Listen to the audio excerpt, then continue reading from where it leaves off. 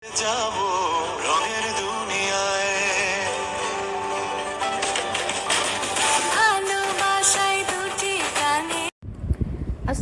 আলাইকুম। আশা করি সবাই সুস্থ আছেন, ভালো আছেন। আলহামদুলিল্লাহ, আল্লাহর আশিস রহমতে আমি আমার পরিবারের সবাই খুব ভালো আছি।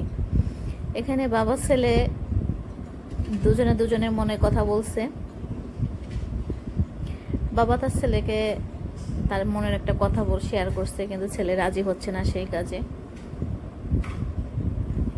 আর এই ভিডিওটা আমার এই জন্য করা যে এই স্মৃতিটা ধরে রাখার জন্য, কিশোর জন্য কেন এটা আর কি, পরবর্তীতেও বড় হলে আমি দেখাতে পারবো যে দেখো তুমি তোমার বাবার এই কাজটাকে কতটা পছন্দ করতে। এটা একান্তই তার বাবার পছন্দের কাজ ছিল, আর বাবার পছন্দের কাজ ছেলেরও খুবই পছন্দ ছিল।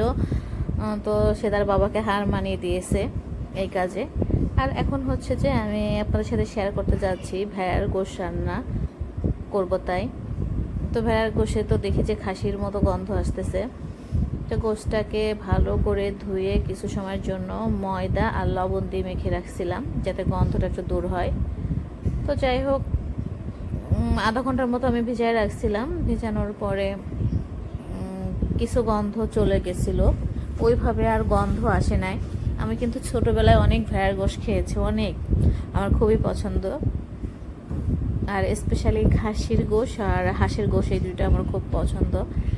তো ভেড়ার গোশ খাসির কাছাকাছি, যার কারণে আমার বেশি পছন্দ।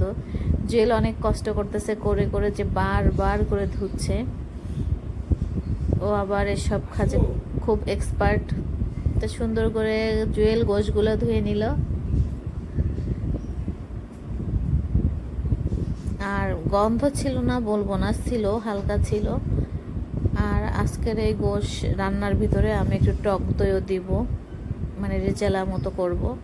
আর টক দই দেওয়ার কারণটা হচ্ছে যে যেন ফ্লেভারটা চলে যায়, যে একটা হালকা ফ্লেভার আসে, মানে খাসির গোশের মতো ওইটা। তো গোশ ধুতে ধুতে আমি এদিকে চা করে নিচ্ছি। যারা চা খান তারা তো জানেন চায়ের নেশা কত, মানে মারাত্মক সুন্দর একটা নেশা। যাক, নেশা বলা যাবে না, মানে যারা চা পছন্দ করেন তারা তো সবসময় চা খেতে থাকেন। আর এদিকে আমি প্রত্যেকটা মশলা দিয়ে নিচ্ছিলাম, মশলা দিয়ে হাতে মাখিয়ে নিব।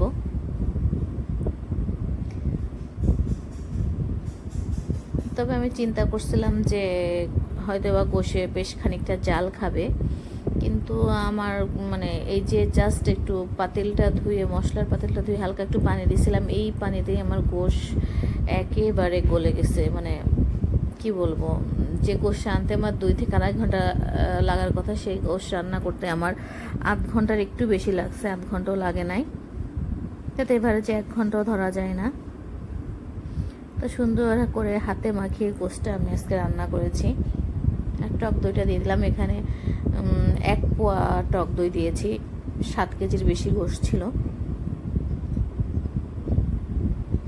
আর পেঁয়াজ কিন্তু আমি কুচি করে দিই না, এইভাবে দিয়েছি। আর এই যে রান্নার ফিনিশিং লাস্ট। আর একবারই রান্না এক এক ধরনের, তবে গোশটা কিন্তু খুব মজা হয়েছিল। আল্লাহ হাফিজ, আসসালামু আলাইকুম।